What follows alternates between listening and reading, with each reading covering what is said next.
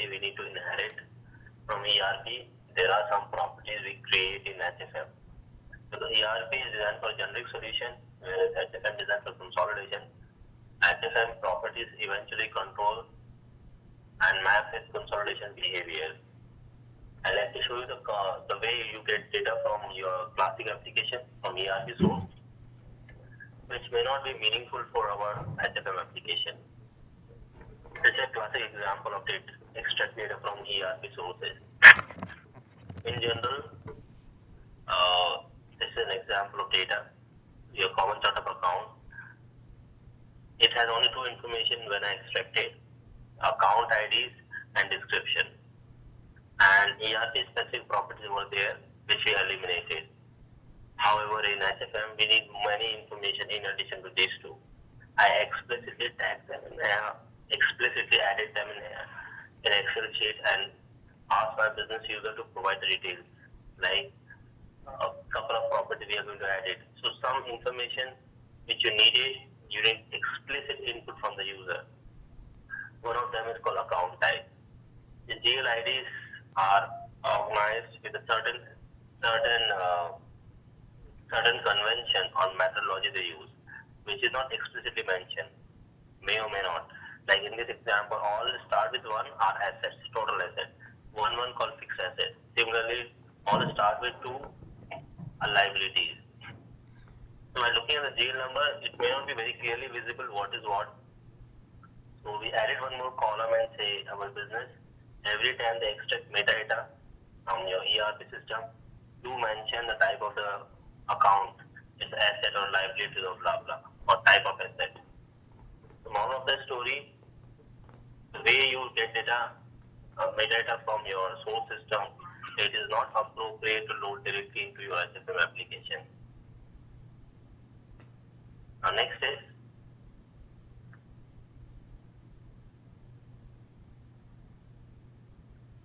type of account dimension. When you create an account dimension, there are 10 predefined types. Account dimension define your common chart of account. You cannot have two common chart of account. There has to be only one common chart of account. Except for banking application, in a banking application they have two account dimensions. One is your common chart of account and one is called financial element, because for them they are the product, right? Financial elements are the product, like deposits are the product for them. Deposit is the part of a common chart of account. So except for banking application, there has to be only one common chart of account. For banking, they have two, and one is considered to be a as financial element. So the chart of accounts. We can have custom dimension which works as a property for your account dimension, which define additional information of your account dimension. So how you use custom dimension, we see it because as for different compliance, I need same account dimension behave in a different way. If you're implementing an IFRS, there are some set of properties need to be defined. So depending upon compliance, you tune your custom dimension in a way that it behaves differently in different contexts. First we see what are the 10 predefined account types. So every time you create a metadata, we started, we have predefined account type properties. This property you can set in your classic or EPM application.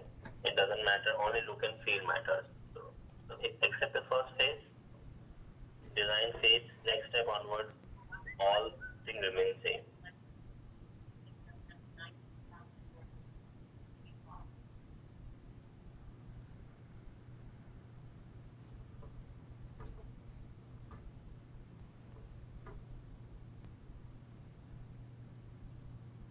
I open a metadata.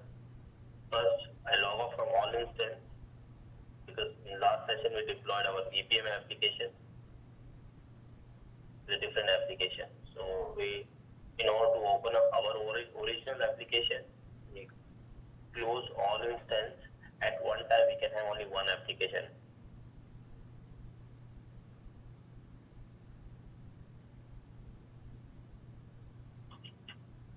And then I'm going to log into my practice application.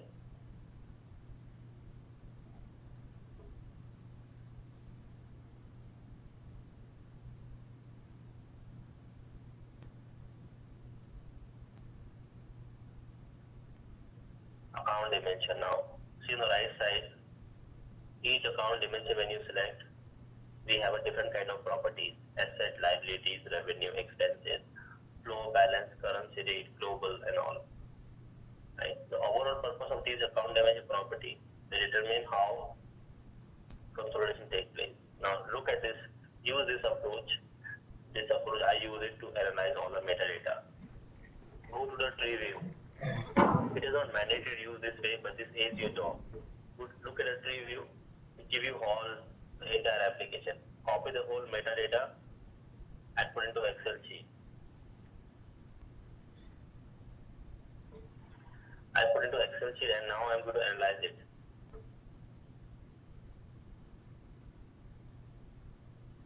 Put it over here. Now I would filter my account dimension based on properties. So let's start with first property called sales, revenue and expenses. I select one account type as revenue. These are all my revenue account. Let me pick one of them and see how it works.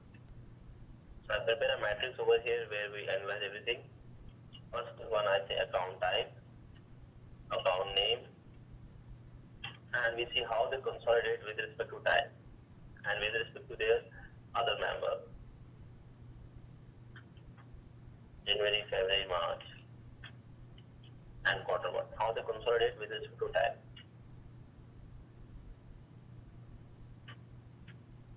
I'll take them as a gray color to demonstrate their metadata. They keep couple of members. The first member account type is revenue, and the member name is sales. Right? The member name which we choose is the sales of revenue type. Okay. Now see how it works. The sales is a revenue type. Simple add up to the parent. It's simple consolidate 100, 100, 100. It's simple roll up to the parent 300. Right? And revenue also consolidate to the different people. If I say total revenue, assume I have got this heading total revenue will and consider sales and sales is service. It's simple add up to the parent. Not only with respect to time, but also they consolidate with respect to the parent. So at parent level, output will be pretty straightforward 300. Similarly, we'll take another member of expense type. Apply filter on expense. In our example, these are the expense accounts. I'll take one of the accounts called administration expense. Admin expense is my expense account. I tag it as expense. Revenue and expense. Expense also add up to the parent. It has similar behavior as revenue have. If I say total expense, and all the expenses of A, B, C, D, they add up to the parent. Simple consolidation. We'll take another member. Assets.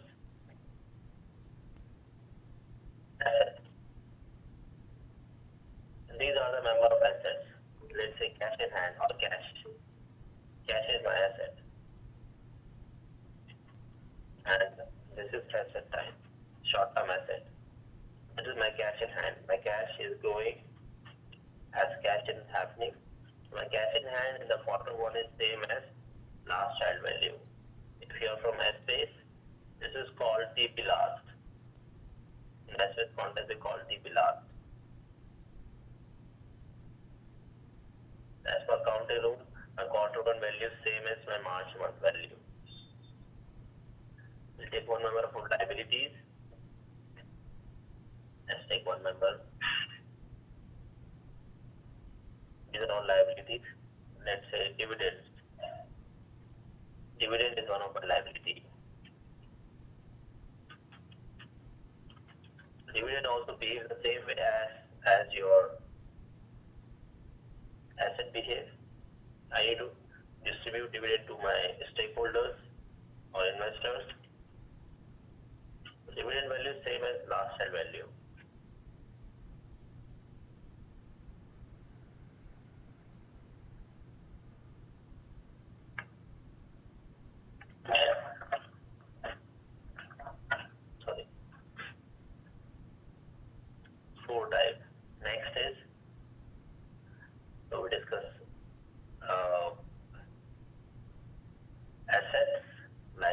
is revenue, expenses. Now let's see flow type.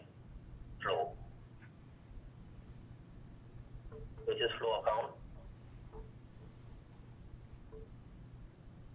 This is my flow account. A flow account is unit sold. Now make a note over here. Flow account is non-currency element. It's non-currency element. Unit sold is non-currency. Accountable currency element. Flow account is also simple consolidate to the parent. So value is 340. Now output is 340. Simple add up to the parent, the flow account. Then we have next called balance account. The opposite of flow called balance. Balance account is head count. Head count is also non-currency element.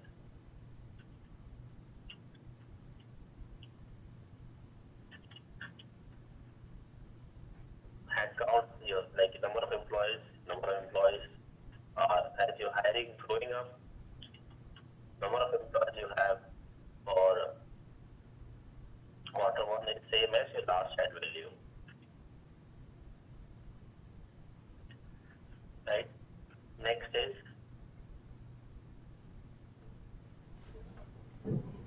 which is the currency rate. Currency rate is self-explanatory, which store currency. As we discussed, there are two kinds of currencies we have, rate 1 and rate 2, which is flow and balance. So I select type of member is currency rate, and in our example is rate 1.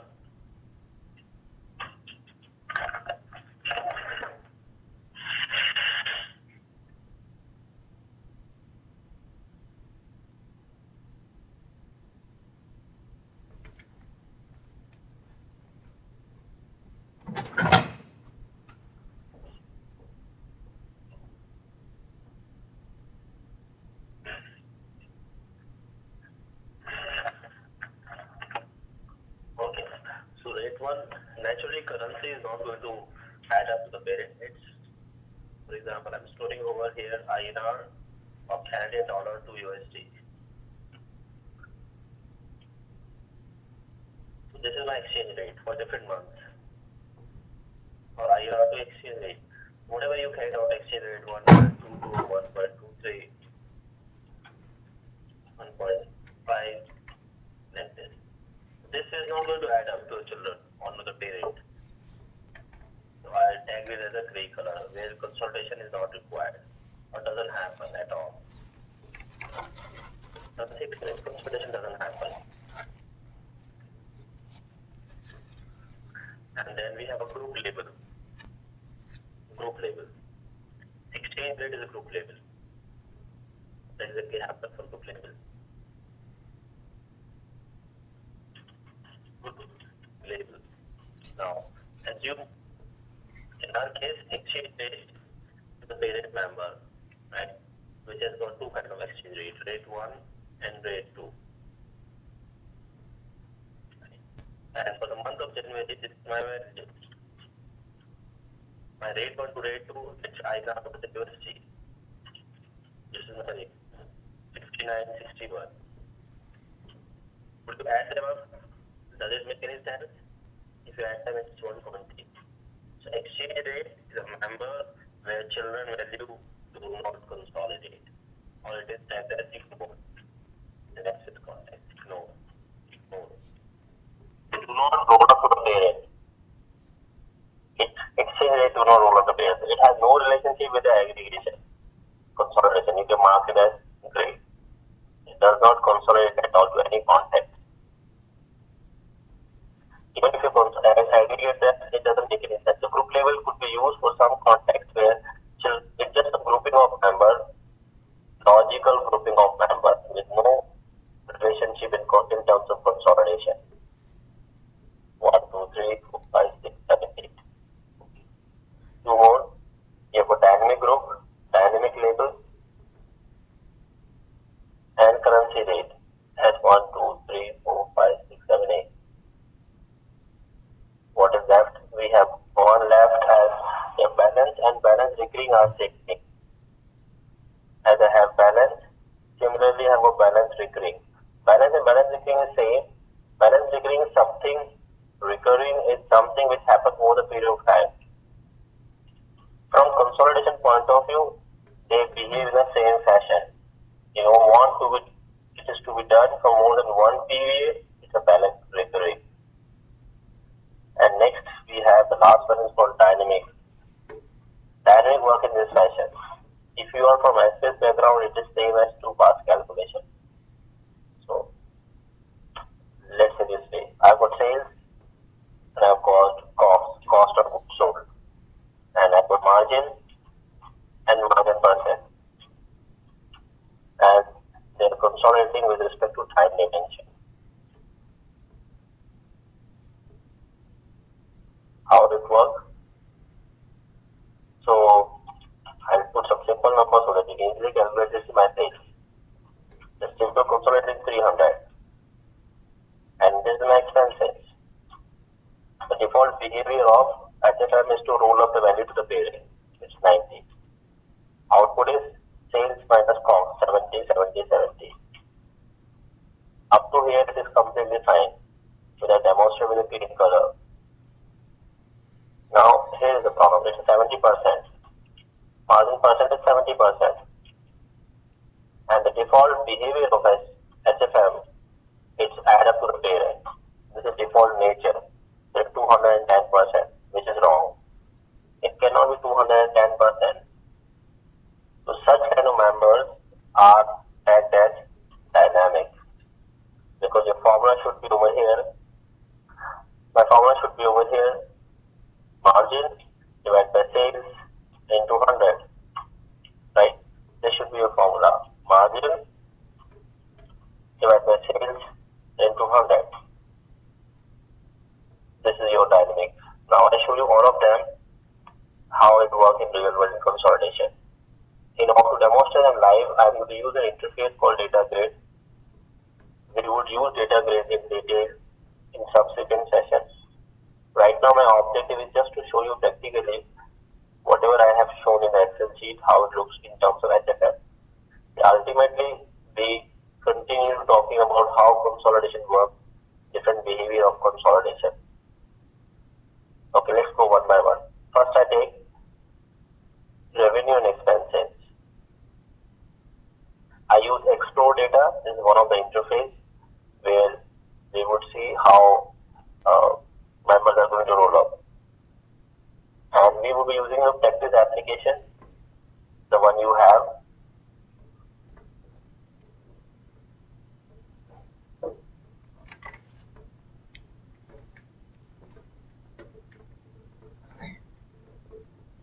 Okay. So in my rows, I take time dimension. In my column, I keep account dimension. So in rows, account dimension, and column, time dimension. And we see how consolidation takes place. Let's go one by one. First, we start with sales. Right? Sales will be July, August, September. I input simple way July, August, September. My time dimension is the children of quarter 1 is July, August, and September. Right? So it's simple add up to the parent. And you see the moment I input value, it's simple roll up to the parent. So your sales is consolidating with respect to time. Also is consolidated to the parent. Administer all your expenses. Only one member we have in sales. Only one member tagged as a revenue in this case. If I have more than one member, it will also roll up the parent. Second member is the expense type. Expense type is administration expense. For administration expense, also I add value and I roll up the parent. And with respect to time dimension, right? So my total cost, it is also, purchase is also sales type, expense type. My total cost consists of purchase plus other cost. So expense and revenue, they consolidate to the parent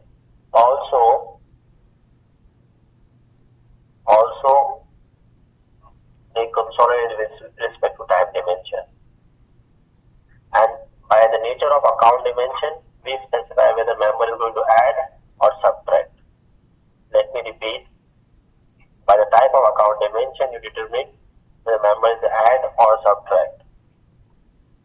So you see my total margin equals to total sales, which is 100, and total expenses. So 100 minus 200 is 100. Isn't it? This is how it works. Let's take another member called asset and liability.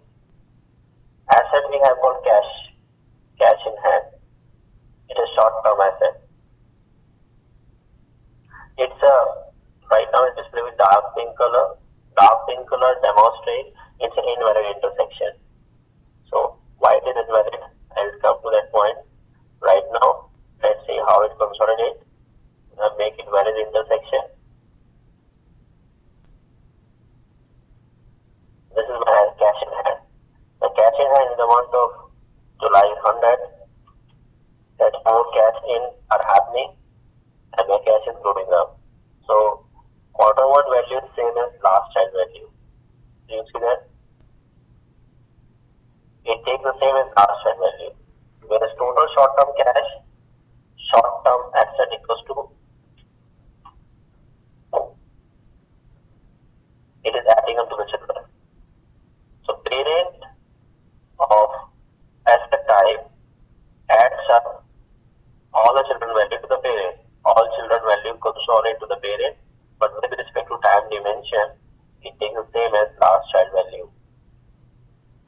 The same happens for liabilities. Let's take a liability. In our case, we have taken an example of dividend. How dividend works?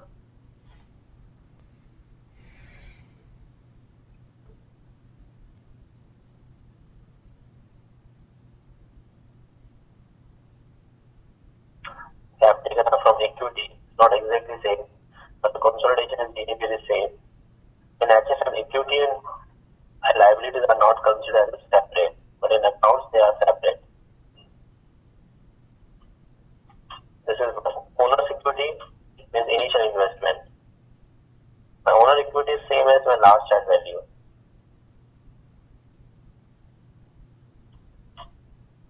So multiple liabilities are adding up to the parent, but total liabilities, total equity in this example is surplus amount plus dividend.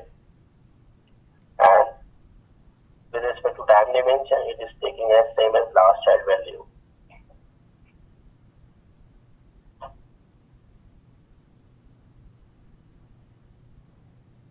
Okay.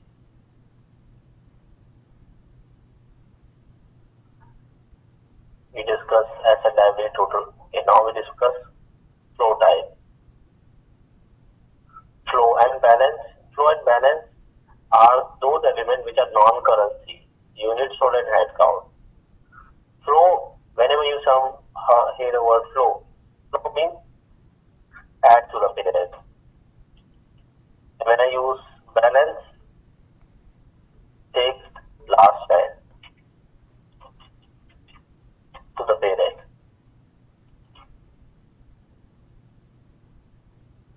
In both the cases, whether you flow and balance, essential behavior is that they are non-currency.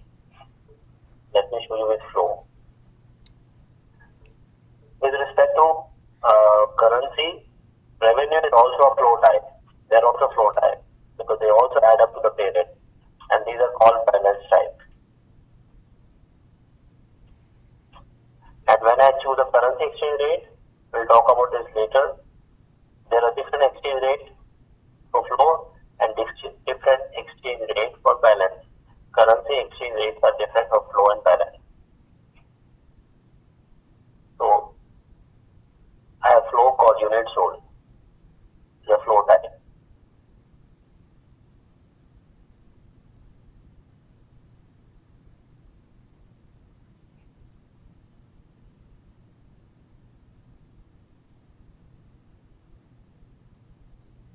Unit sold is a flow type, right? It will simply add up to the parent. 100, 100, 100. Simple add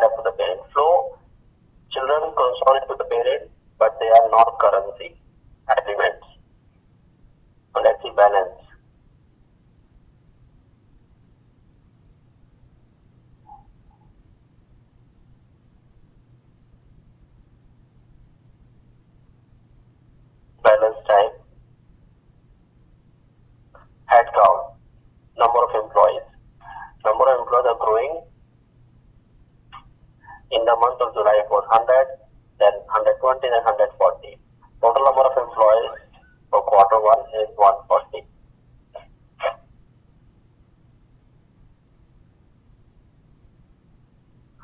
Okay, so we discuss asset liability flow, recurring currency rate, and group level. They are not consolidated, so it makes no sense to show them. I show them. This is how it looks like. Currency rate does not consolidate. It is only exchange rate. So I have a member over here called rate 1 and rate 2, right? Which store currency rate from one currency to another currency. That dark pink color. I show you how it works.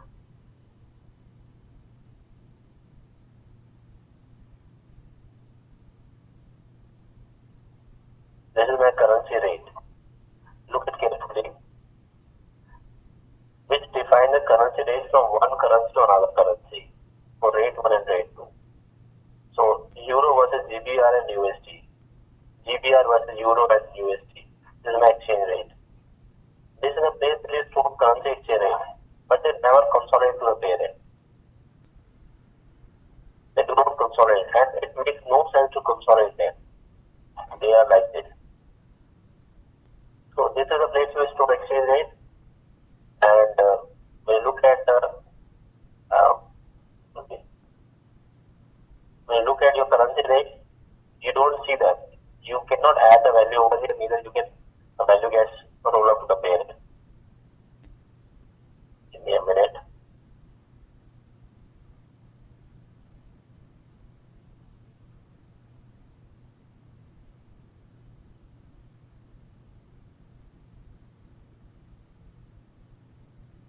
I select account and currency rate. Okay. I'm just changing point of view to make it meaningful to you.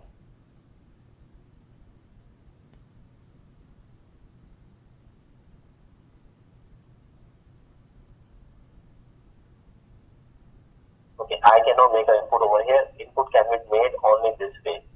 You have one currency or another currency.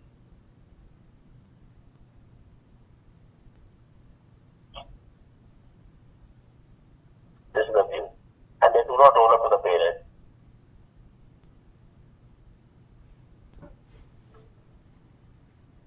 So they are not part of consolidation. You can simply ignore them at all. And they only store currency exchange rates. The last one is called dynamic, which I can tell you live because this is in different application. This is not in this application. Called dynamic. And in order to show this live, I need to load another application. I show you how it works exactly. As I showed, dynamic behave in this way. In dynamic, members are not rolled up the pay rate. So it's a 70%, 70%, 70%. The default nature of HFM, as per it, value will roll up to the pay rate. But the right value should be 70%. This should be my formula. Margin divided by sales is 200. So there's another application called statutory application. HFM come up with a couple of predefined applications. So one of my applications is statutory. In this application, we have this metadata. Statutory. For advanced example, we will be using this. I use statutory application extensively. Every time I'm not sure what is the right approach. They are designed in a way that they are guidelines.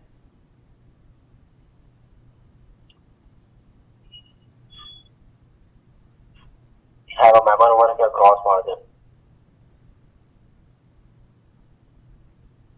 Yeah. Gross margin, sales minus COGS, and gross margin percentage.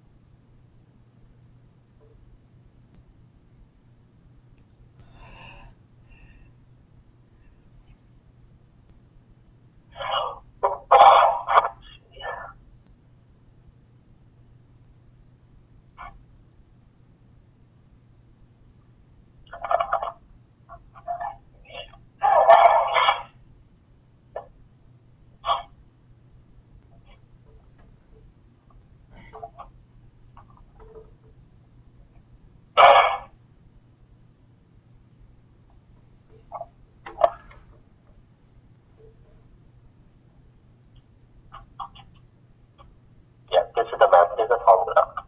Right? This is a formula being used. So there is an option for dynamic. The formula equals to total gross margin divided by total sales into 100. I have hammer over the GMPCD, gross margin percentage. And the account dimension, gross margin percentage, one of the member. See, gross margin percentage to be calculated like this.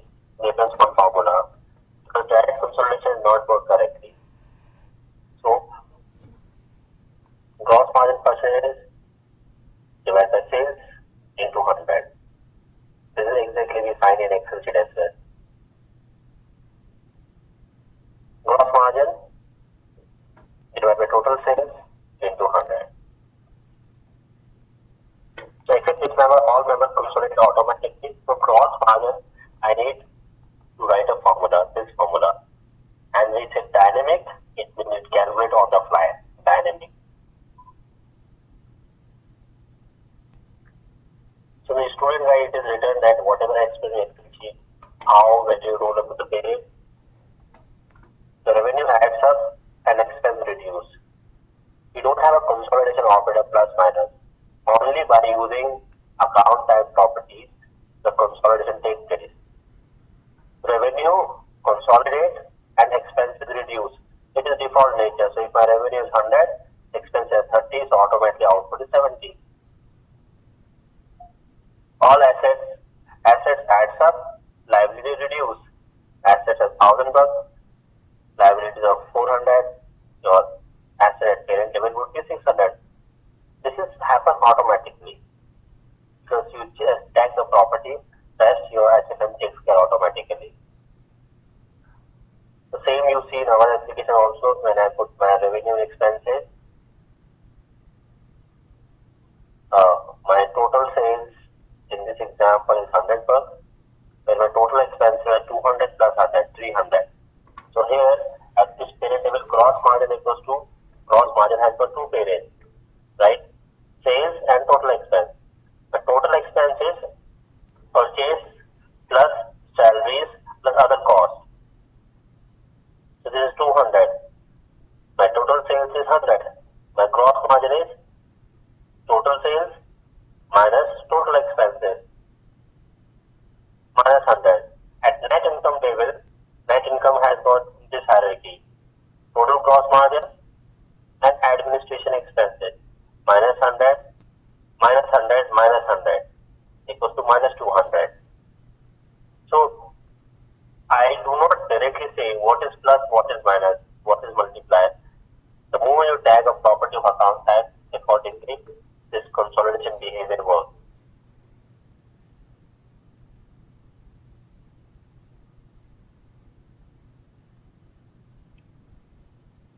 This is what it shows over here.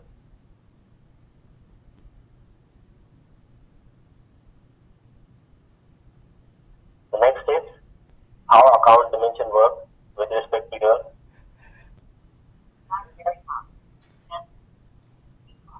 how account dimension defines the property of your characteristic of your account dimension. Custom dimension defines the properties of your account dimension. Now, in the version which I'm using has only 4 custom dimensions. The later release has got unlimited custom dimension. Custom dimension works in many contexts. The first context, custom dimension defines property of your account dimension. Right? What does that mean in this case? The custom one dimension is a product, right? Which defines product sales intersection with product. So sales of product, network, chip and computer. In this example, custom one is working as an independent dimension. In the second case, custom dimension working as a property of characteristic of account dimension. Let's see this with respect. When you look at the intersection, you get to know that. So I have a member called opening balance, increase, decrease and closing balance. When I look with respect to cash, we say increase in cash, decrease in cash, opening balance or closing balance. So in other words, my cash determines when we look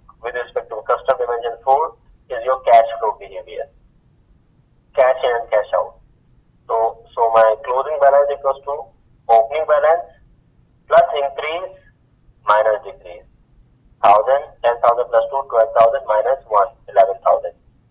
Opening balance, the closing balance equals to opening balance plus increase minus decrease, if I knew cash flow. In this case, custom food dimension behaves as if it's a attribute or characteristic of your account dimension. Custom one is your product. Need not explain you what is product. It's a different kind of product. Customer, custom three is none, and custom four define the properties or characteristic of your account dimension. Custom dimension work in multiple contexts. This is one context. Second context, custom dimension may also work for currency conversion as well. This is the example I show you. See, my custom one dimension in my column custom 2, in my rows custom 1. Intersection of custom 1 and custom 2 is this is your output. Custom 1 and custom 2 can also be used in order to store from and to for currency exchange rates. Custom dimension determines which intersection of account dimension is meaningful, which intersection with account dimension is meaningful, and which intersection is not meaningful. Now look at this carefully. When you look at sales, right? Now let's see with 4 custom dimensions. Okay, so sales. What sales is a product sales? Which product? Golf ball. This sales done by which customer? Customer 2, right?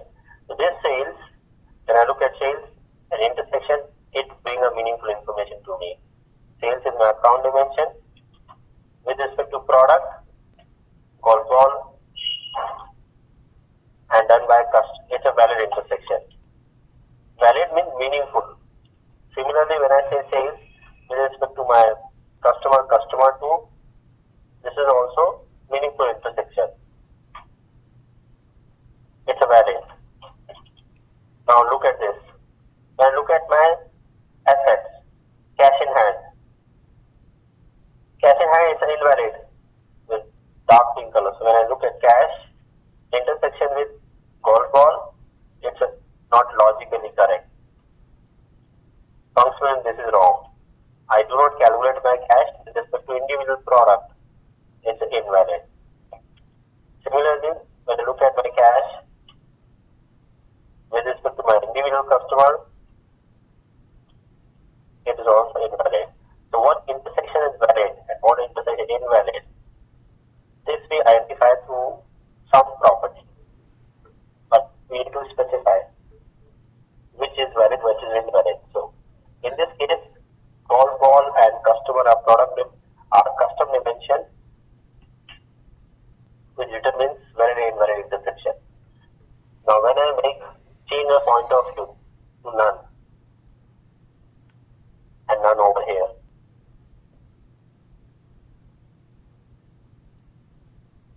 and I tag it as opening balance.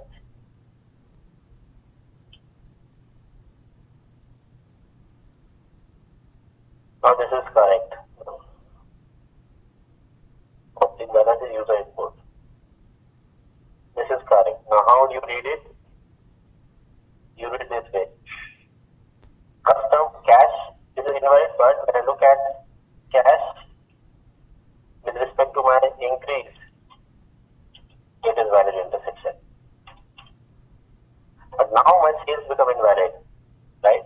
Because now sales, my custom one dimension, what's product is set to none. Every time I calculate cash, it has to be with respect to some product. It's invalid. Sales, none means no product. In this case, sales has to be calculated with respect to some product. Sales has to be calculated with respect to some customers. This is none means invalid. So you see, customer dimension defines 1, 2 defines which intersection of account dimension is valid, which intersection is invalid. If it is invalid, there is no question of consolidation of the behavior. There is one property which controls this behavior. We will talk about this. We will continue to talk about this account dimension. I got late today. We will continue discussing this account image in detail. So today I'm going to stop over here and open for your question. If I'm in GoToMeeting, I don't see the chat window. So I see there's only one question so far. Unmuted. So what is a account? What is startup account? Startup account is like any organization have a balance sheet, and that is startup account is URI or your account dimension. In more functional context, we call this startup account, like your assets, liabilities, your revenue, expenses. This is all called startup account.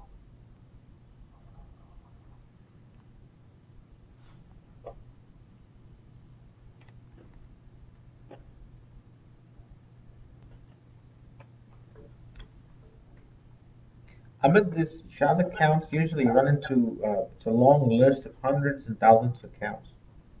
100,000 could also be. It could be even 100,000.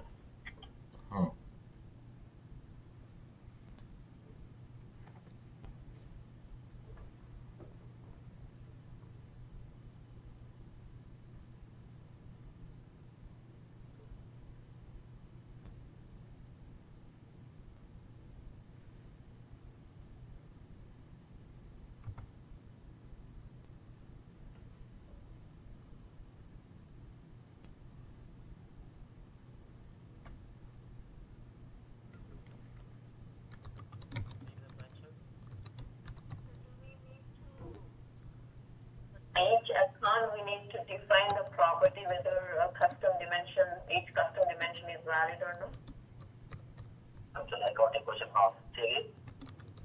For each account, do we need to define whether custom dimensions or what custom dimension is valid, what is not valid? Correct.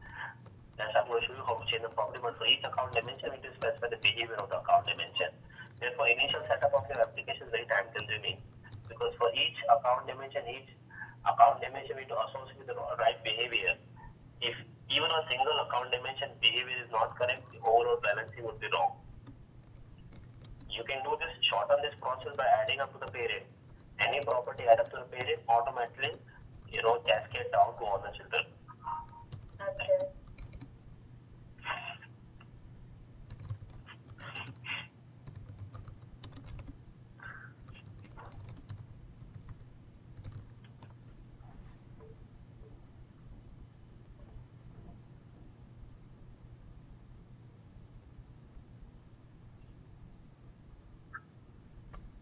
Any other question?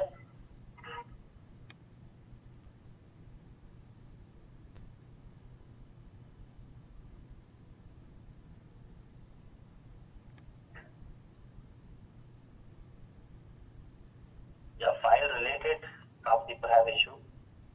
If you are available, I can log in tomorrow half an hour early, or I will be also be available today after 2 hours.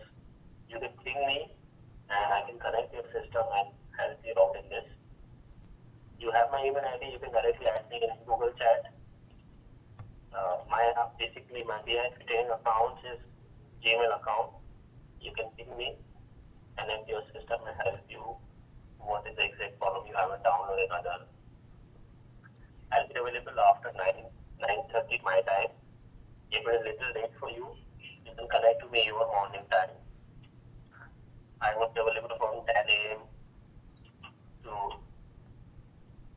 7 my time. Okay. Only in certain cases I work in VPN, so I cannot connect to GoToMeeting in certain cases, some time. Except those times you can ping me, I can help you out in configuring it.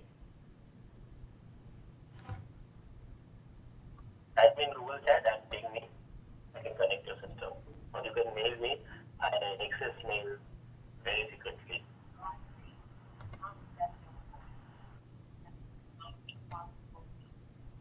All right. Thank you. We meet tomorrow.